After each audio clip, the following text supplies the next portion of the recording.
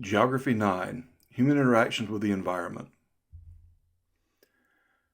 The environment shapes humanity, humanity shapes the environment. People adapt to various environments using technology. People change the environment in many ways to adapt it to human needs. Within places.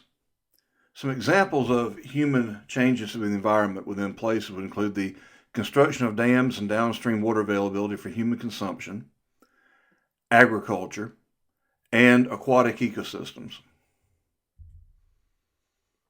Dams. Dams block rivers, storing energy that may be used to power turbines and produce electricity. The water behind the dam stores up force because of gravity. And when the water is released to the turbines spin. The spinning produces electricity by moving a magnet within a generator through copper coils, and this releases electrons, and electricity is generated through the turbine. Dams disrupt existing river ecosystems. They block some species from migrating to their spawning grounds. So while we definitely need the electricity produced by dams, and while that is a cleaner source than some other sources, there's a downside to almost everything. If we use coal to produce energy, there's pollution involved. There's cost involved to getting the materials. But even dams, which at first glance might seem a very clean way to produce electricity, still have environmental downsides. Keeping some species from moving back to their spawning grounds could lead those species to have reduced numbers, perhaps even to go extinct. But also the flooding of land behind a dam causes mercury, a toxic chemical, to be released into the water from decomposing vegetation. So when the land is flooded, when the dam is built and the river is stopped and the lake or reservoir rises, the result is you've got a lot of trees and other vegetation now underwater, and they drown. When they drown and they rot, they release mercury into the water, and then that goes out to the ocean and becomes a part of the ocean ecosystem. The mercury builds up in wildlife, including fish that humans eat. This has caused some people to get sick. So there are some species of fish, often the larger ones, that have warnings about eating too much because of the mercury in those fish. Agriculture. Farming changes the land. Farmers cut down forests and clear land to create fields, disrupting existing ecosystems. However, farming is necessary to provide enough food for the growing population of the world. Our current population is 7 billion. It's expected to peak around 10 billion. And we're going to need a lot of land and a lot of farms to produce enough food to feed everyone. But cutting down the forest has downsides as well. The animals, the plants that live there may go extinct. Perhaps some of these plants have medicinal properties that we aren't aware of and may never know about because they go extinct before we research them. So while we do need farming, we have to be aware of the issues involved and do what is possible to mitigate those, and preserving some of the land from farming. Aquatic ecosystems may be affected by human activity on land or in the wetlands. Levees and channels have caused coastal erosion on the United States Gulf Coast. Levees are earthworks built along a river or lake to prevent flooding. Building a levee to stop a river from flooding is an intentional environmental modification. We mean to change the environment. We go and we build the levee to keep the river within its banks and not flooding out into the countryside. The intent of levee building is to save people, animals, crops, businesses, and infrastructure from damaging flooding. But an unintended consequence of levee building is coastal erosion. In Louisiana, when the levees were constructed along the Mississippi River after the Civil War, the intent was a good intent to prevent flooding, to save lives, save livestock, buildings, businesses, homes, roads. But unfortunately, and the levee builders had no idea this would happen, when the freshwater flooding was cut off from the wetlands, people back then didn't realize the wetlands depended on that freshwater flooding. And when it was cut off, salt water built up in the marshes, and that killed some of the plants. When the plants died, the roots released the soil, and it fell into the ocean. Therefore, Louisiana is smaller today than it was in, say, 1930 because of the coastal erosion caused by building the levees. To mitigate this, to make the harm less, engineers have created spillways into uninhabited areas so that some of the fresh water can still get into the wetlands. Coastal erosion on the Gulf Coast in Louisiana is made worse when levees cut off freshwater flooding from coastal marshes. Building levees along rivers causes water in coastal wetlands to become too salty for marsh plants. The plants die, releasing soil into the Gulf of Mexico. Oil companies cut channels to the wetlands on the Gulf Coast. The intent was to drill for oil, bring a needed resource to market. But the unintended consequence was to allow more salt water into the wetlands, contributing to the death of plants and the loss of land.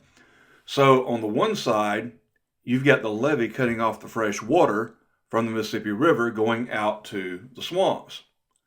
But on the other side, you've got the oil companies cutting channels up into the swamps. Again, not really understanding what this is going to do.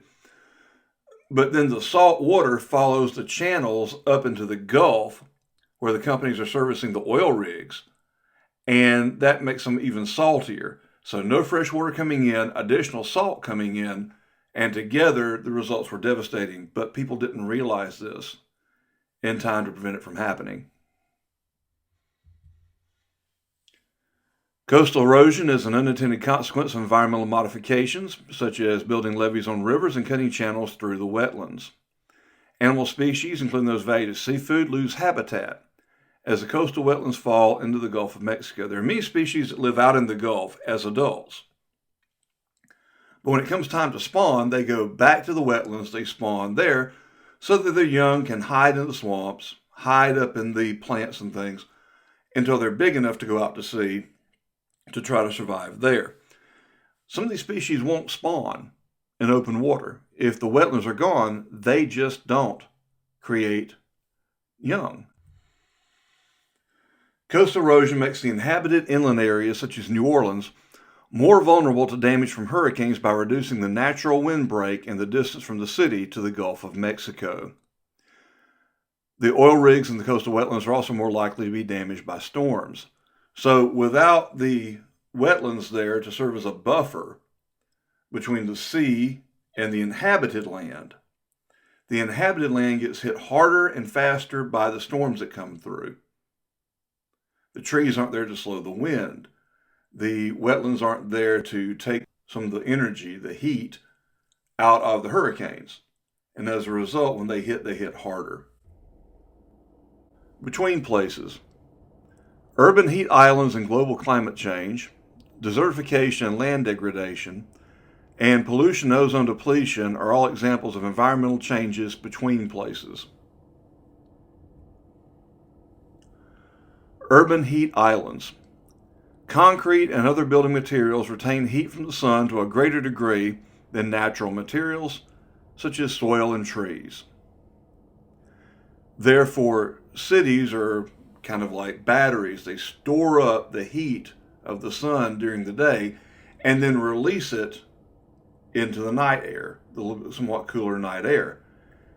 As a result, you have a nighttime heat island that can be detected by satellites. The stored heat is released at night, creating a heat island of warm air in the city. Heat islands increase energy use because of the demand for air conditioning. This adds to pollution and greenhouse gas emissions. Global climate change.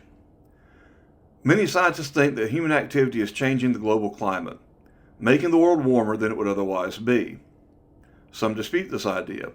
The political debate on this issue in the United States is often contentious. Global warming might have serious consequences for humanity. For example, melting polar ice could cause sea levels to rise, and that would jeopardize the large part of the world's population that lives under the ocean. Evidence for climate change.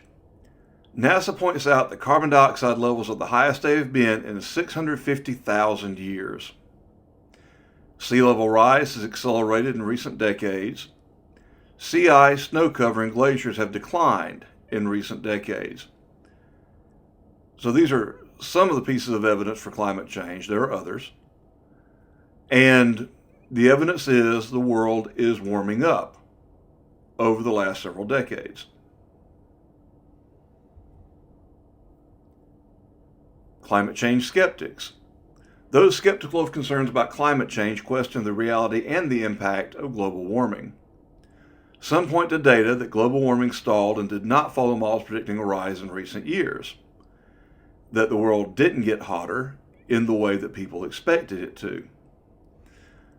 Although, if you look at the data one way, we've had some of the hottest years on record in recent years, but in other ways, it wasn't as hot as what some people expected it to be.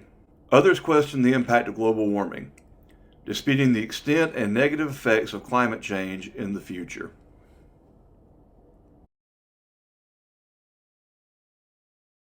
Both sides of the debate may find evidence for their perspectives in the same data through different interpretations of the data.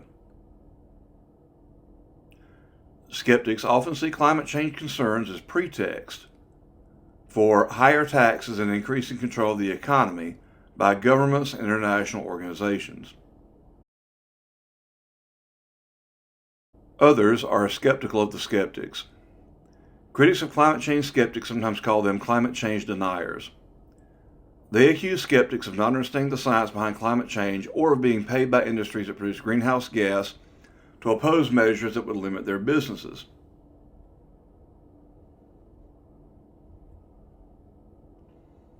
Desertification and other land degradation.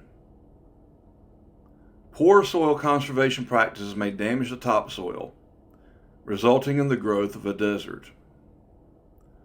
Farmers must rotate crops, leave land fallow, that means unused, during some seasons, and fertilize the land to keep the topsoil useful for growing crops. For example, the Romans intensively farmed their African territories, exhausting the topsoil and eventually expanding the desert into their former farmlands.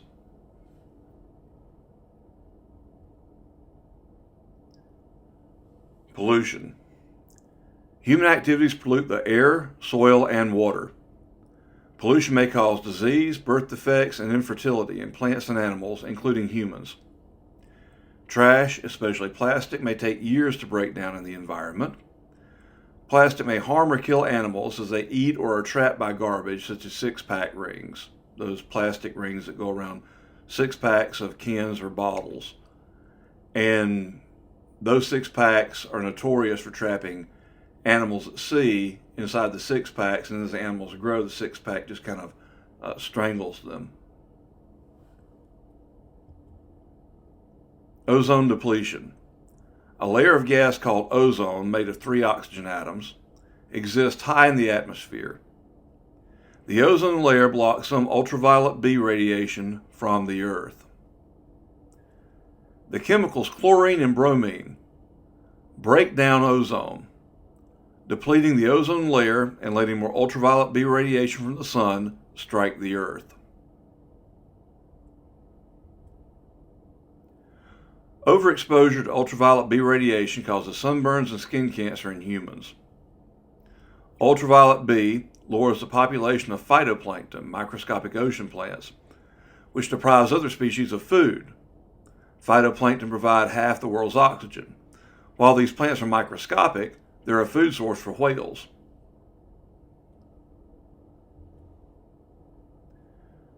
In conclusion, when people make changes in complex systems such as the environment, the harm caused by unintended consequences may be greater than the benefits received over the long term.